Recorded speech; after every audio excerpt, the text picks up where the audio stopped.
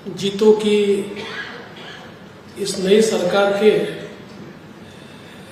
शपथ ग्रहण समारोह में हमारे बीच उपस्थित नई सरकार के नए मुख्यमंत्री अनिल पारख जी,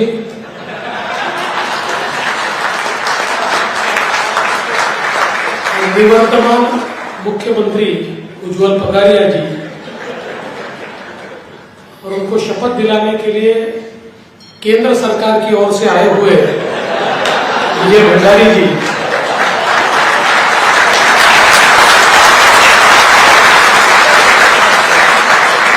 अजय संकेती जी, कमलेश सिजोतिया जी, ललित डांगी जी, इंदर सिंह जैन जी, राजेश जी सांखला, शीतल जी दुगड़, कैलाश जी गुलछा, रविंद्र जी सांखला, राजन जी नंदा, मंचासीन सभी महानुभाव। मुझे ऐसा कहना पड़ेगा कि मंचासीन पारख जी के मंत्रिमंडल के सारे मंत्रीगण और उपस्थित सभी बहनों और भाइयों, मुझे बहुत खुशी है कि जीतों के इस शपथ ग्रहण समारोह में मैं आप सभी के बीच उपस्थित हूं। वैसे हमारे शपथ ग्रहण में और आपके शपथ ग्रहण में अंतर यह होता है कि हमारे शपथ ग्रहण के समय जो पुराना मुख्यमंत्री होता है वो विपक्ष का नेता बन जाता है,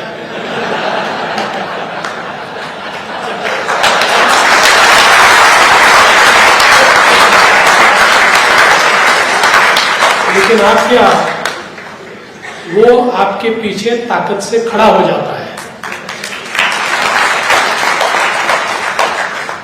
इसलिए ये जो अनिल जी से सबने अपेक्षा व्यक्त की है कि उज्ज्वल जी ने जो बेंचमार्क सेट किए हैं अब उससे ऊपर जाना है, तो मैं ऐसा मानता हूं कि जो एक शक्ति उज्ज्वल जी ने तैयार की है वो शक्ति एक एडिशनल फोर्स के रूप में अनिल जी की शक्ति के साथ जुड़ेगी, तो ये दोनों शक्तियां मिलकर नए बेंचमार्क तैयार करेगी, ये मुझे निश्चित रूप से विश्वास है।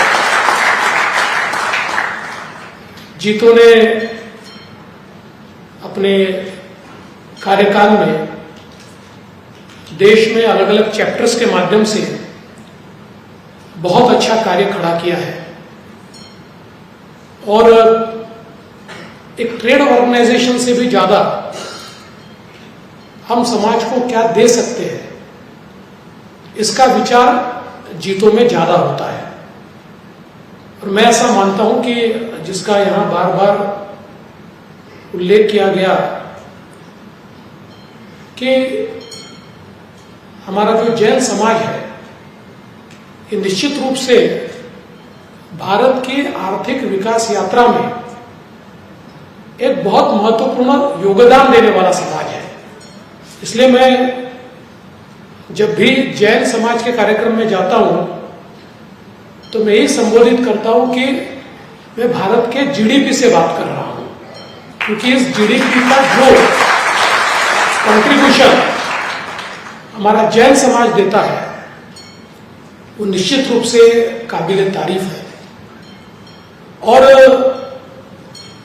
इसमें सबसे महत्व की बात क्या है, ट्रेड ऑर्गेनाइजेशंस तो कई है, कई बने, कई बनेंगे, कई बनते रहेंगे, लेकिन जिस ट्रेड ऑर्गेनाइजेशन के साथ जैन ये शब्द जुड़ा हुआ है वो महज ट्रेड ऑर्गेनाइजेशन नहीं रह सकता, क्योंकि जैन विचार ने हमको ये सिखाया है कि कोई भी केवल अपने लिए नहीं जीता है, हम समाज के लिए जीते हैं। इसीलिए जैन समाज ऐसा समाज है जो वेल्थ खड़ी भी करता है और वेल्थ डिस्ट्रीब्यूट भी करता है लोगों के बीच अपने सेवा कार्यों के माध्यम से। जो समाज के ऐसे तबके जिनको सेवा की आवश्यकता है उन तक सेवा पहुंचाने का काम ये सारी जैन ऑर्गेनाइजेशंस के माध्यम से होता है। और भगवान महावीर ने जो विचार दिया, हमारे जैन तीर्थंकरों ने जो विचार दिया, वो विचार ये तो केवल व्यक्ति का ही नहीं, तो जो भी जीव है, जिस भी चीज में जीव है, उस सभी का विचार करने वाला हमारा विचार है। इसलिए मैं ऐसा मानता हूं कि जब हम एक ऑर्गेनाइजेशन के रूप में काम करते हैं, उस समय केवल अपने स्वार्थ का विचार नहीं कर सकते, तो समाज के सभी लोगों का विचार करना ये आवश्यक होता है, और वही काम आप लोग कर रहे हैं।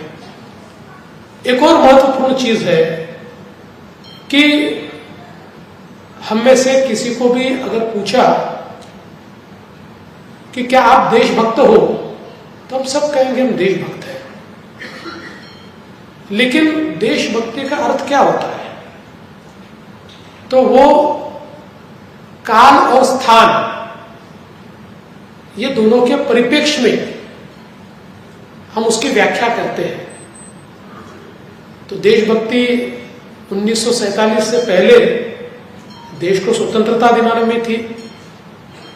आज भी देशभक्ति हमारे देश की सेवा करने में है। आज भी देशभक्ति हमारे जवान जो हमारी सीमाओं पर लड़ते हैं और जिनके कारण हमारी सीमाएं महफूज है, ये उनकी देशभक्ति है, जिसको हम एक सर्वोच्च देशभक्ति के रूप में देखते हैं।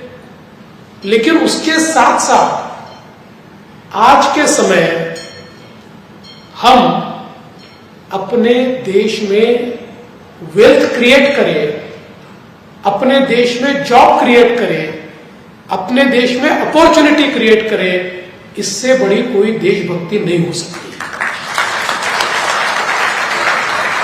क्योंकि भारत को अगर गरीबी से बाहर निकालना है, आज हम लोग जब आश्चर्यचकित होते हैं, दुनिया आश्चर्यचकित होती है कि मोदी जी के 10 सालों में 25 करोड़ लोग गरीबी रेखा के ऊपर आए, और दुनिया सोचती है कि कैसे संभव हुआ। इसलिए संभव हुआ कि इस देश का जो पौरुष था, उसको व्यक्त होने के लिए जिस वातावरण की आवश्यकता थी, वो वातावरण मोदी जी ने तैयार किया।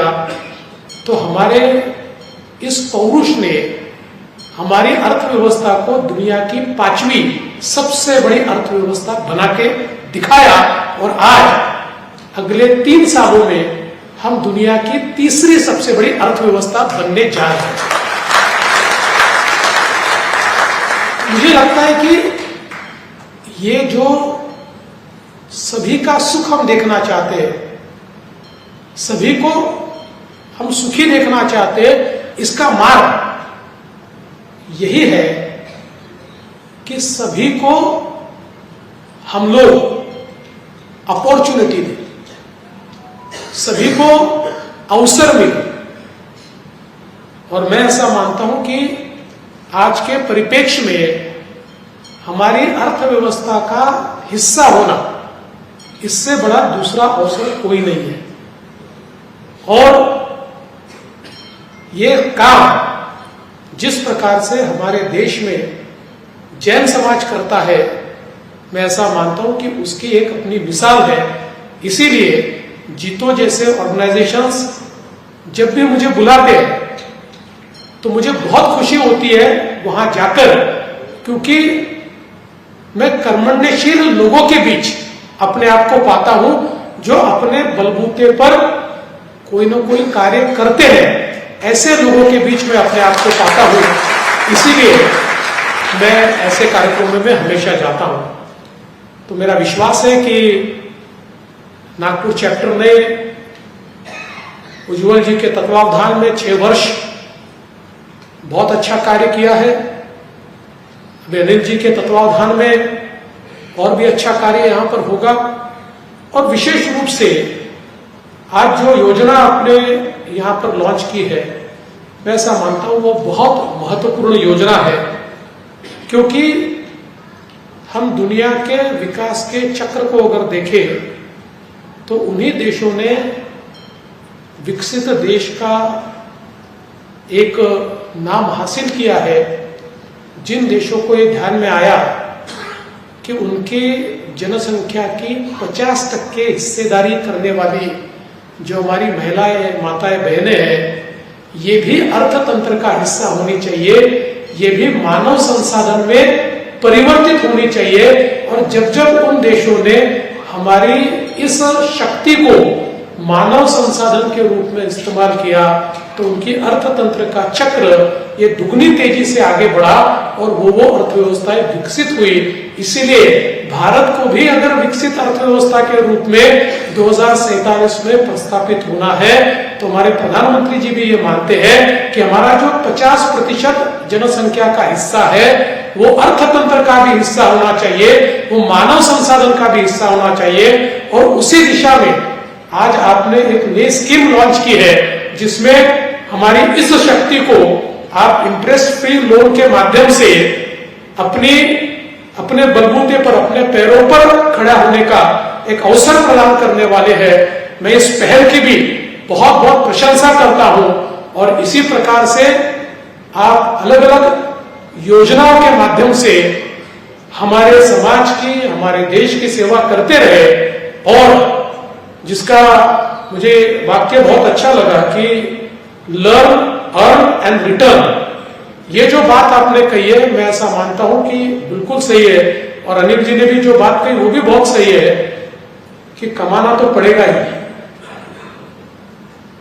पैसा हाथ का मल है लेकिन हर एक के हाथ का मल नहीं है, कमाना ही पड़ता है। लेकिन कमाते समय हम उसको एथिकली कमाएं, ये बहुत महत्वपूर्ण है। और जो हमारे पास आए उसको समाज को वापस देना है, इस बात को भी हम ध्यान में रखकर अगर काम करेंगे तो मैं ऐसा मानता हूं कि हमारे जैन विचारों में जो सच्चा जैनी है उसकी जो कल्पना की गई है उस कल्पना को हम पूरा करेंगे। उसी प्रकार का कार्य जीतों के माध्यम से हो, ऐसा मैं आप सभी को शुभकामनाएं देता हूं। और इस अच्छे कार्यक्रम में आपने मुझे बुलाया और मैंने 30 मिनट दिए हैं, इसलिए सबको जल्दी बात करना, ऐसा कहते कहते सबने अपनी बात जितनी कहनी उतनी पूरी करी। ये जो आपसे सीख मैं लेकर जा रहा हूं इसका इस्तेमाल मैं अगले कार्यक्रम में करूंगा। इतना ही कहते हुए अपने शब्दों को विराम देता हूं। धन्यवाद। जय हिंद।